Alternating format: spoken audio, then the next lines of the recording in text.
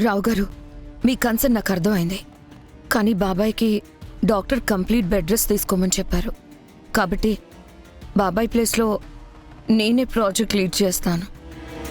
బాబాయ్ బిజినెస్లన్నీ నేను చూసుకుంటాను. నాకు వేరే పనులున్నా కూడా నేను మేనేజ్ చేసుకోగలను. ఓహో, వదిన మావయ్యకి హెల్త్ బాగాలేకపోవడాన్ని అడ్డు పెట్టుకుని కన్స్ట్రక్షన్ కంపెనీని కూడా హ్యాండ్ ఓవర్ చేసుకుందాం అనుకుంటున్నారా? చెప్తాను మీ సంగతి.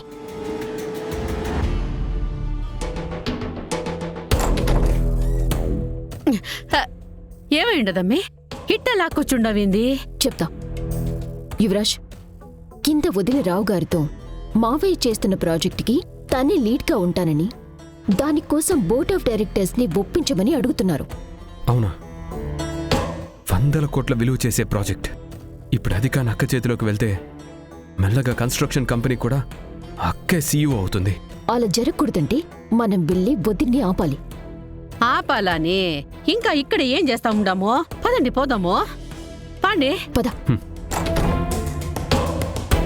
సరే రావు గారు, నేను బాబాయ్తో మాట్లాడతాను. ఏమైందమ్మా? రావుగారు ఏమంటున్నారు?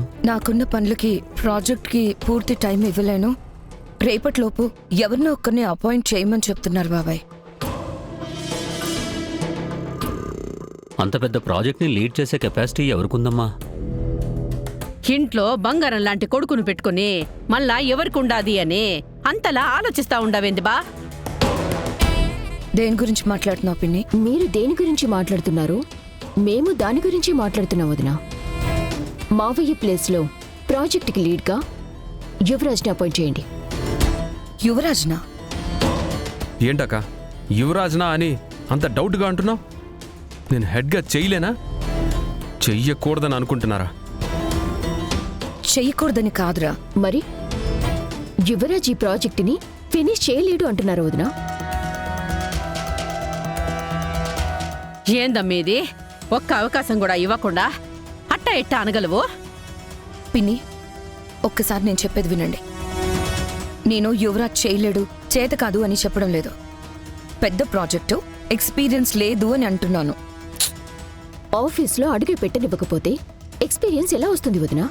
యువరాజ్ని నేనెప్పుడూ ఆఫీస్కి రాకుండా ఆపలేదు నిషిక. ఇన్ఫాక్ట్ నేను రోజు రమ్మని చాలాసార్లు చెప్పాను. కానీ వాడు ఆఫీస్లో సీఈఓగా అడుగు పెట్టాలనుకుంటున్నాడు. నేను ఒక్కో మెట్టు ఎక్కుతూ సీఈఓ వరకు వెళ్ళమని చెప్తున్నాను. అంతే తేడా. ఇదంతా కాదక్క. నన్ను ఆ ప్రాజెక్ట్కి నాన్న ప్లేస్లో కూర్చోబెడతావా లేదా? కూర్చోపెట్టాలనే ఉంది యువరాజ్. కానీ నీకు ఆవేశం ఎక్కువ, ఓపిక తక్కువ. నువ్వు ప్రాజెక్ట్ని ఫినిష్ చేయడం కాదు, కనీసం మొదలు పెట్టలేవు. ఎందుకక్క నాకు పని రాదని చెప్తున్నావు? నన్ను ఆఫీస్లో పెద్ద పోస్ట్లో కూర్చోబెట్టాలంటే నీకు భయం అని చెప్పు. ముందు నుంచి అంతే. అన్నీ నీ కంట్రోల్లోనే ఉండాలనుకుంటావు, నీకు నచ్చినట్టే జరగాలనుకుంటావు. తమ్ముడు అంటే ప్రాణం, తమ్ముడు కోసం ఏమైనా చేస్తానంటావు. కానీ ఏ రోజు నువ్వు నన్ను మనిషిగా కూడా చూడలేదక్క. అయినా నేనేమైనా నీ పోస్ట్ని అడిగానా? మా నాన్న పోస్ట్లో నన్ను కూర్చోబెట్టమన్నా. అయినా మధ్యలో నీకొచ్చిన నష్టం ఏంటి? రేయ్, నువ్వేం మాట్లాడుతున్నావో నీకు అర్థమవుతుందా? నువ్వు ప్రాజెక్ట్ని సరిగ్గా హ్యాండిల్ చేయలేకపోతే నష్టపోయేది నువ్వు నేనో కాదు, మనమందరం, మన కంపెనీ.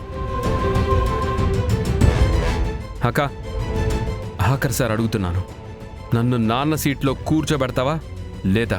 నువ్వు మారకుండా ఇలానే ఉంటే నేను కూర్చోబెట్టలేను యువరాజ్. నేను కూర్చోబెట్టలేను యువరాజ్. కూర్చోబెట్టలేను యువరాజ్. కూర్చోబెట్టలేను యువరాజ్.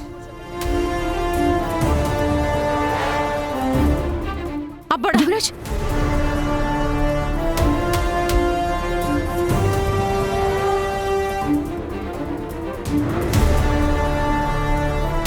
అబ్బడా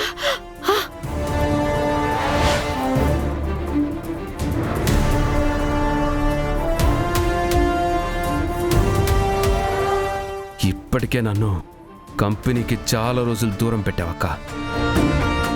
ఇప్పుడు నన్ను అపాయింట్ చేయకపోతే ఈ ఇంట్లో చాలా జరుగుతాయి. అవి ఒక చావుతో మొదలవుతాయి. ఆలోచించుకో. ఇప్పుడు అమ్మి గాని సీరియస్ అయ్యి ఇంట్లో నుంచి పొమ్మంటే ఇక అంతే. రే అబ్బడా ఇటీ అమ్మా నిన్ను.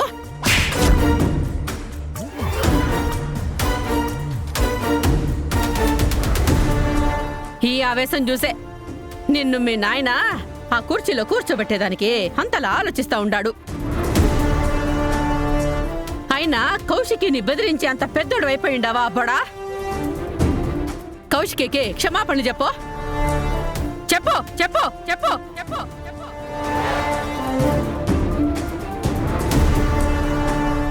సారీ అక్క, గన్ తీసుకురాకుండా ఉండాల్సింది. కానీ నాకు దక్కాల్సిన కుర్చీ నాకు దక్కకపోతే మాత్రం నేనింతటితో ఆగను. రే అబ్బడా. వదినా, యువరాజ్ గురించి మా అందరికంటే మీకే బాగా తెలుసు.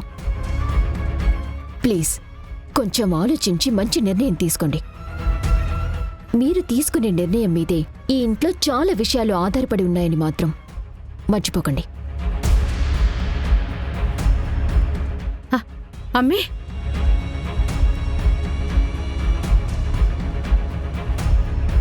రండి రండి, ఎక్కండి త్వరగా ఎక్కండి. Hello hello hello hello hello.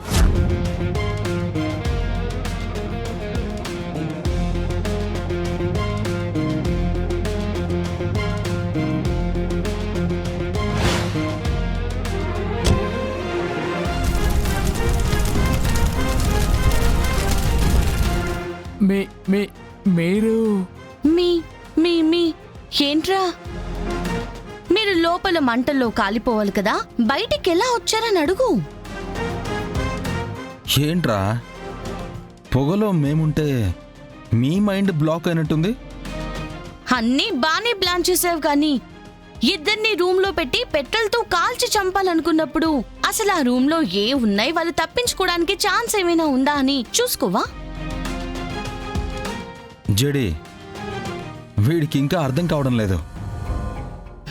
ఏంట్రా ఈ కోడి బుర్రేసుకుని ఏకంగా డాన్ అయిపోదాం అనుకున్నారా? రౌడీలంటే ఎలా ఉండాలి, ఎంత షార్ప్ గా ఉండాలి. మీరు మరీ ఇంత ట్యూబ్లైట్ లో ఉన్నారేంటి?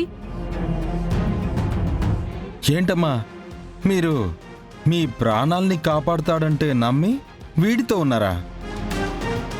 సరిపోయింది రే, మీ అందరినీ చూస్తుంటే జాలేస్తుందిరా. ఏచి ఆగు, నువ్విప్పుడు మాస్ డైలాగ్ కొట్టి ప్లీజ్ దాని విలువ పోగొట్టొద్దు. రే, బయట నుంచి పెట్రోల్ పోసి మంట పెట్టి లోపల ఫైర్ ఎక్స్టింగ్విషర్ పెట్టావు.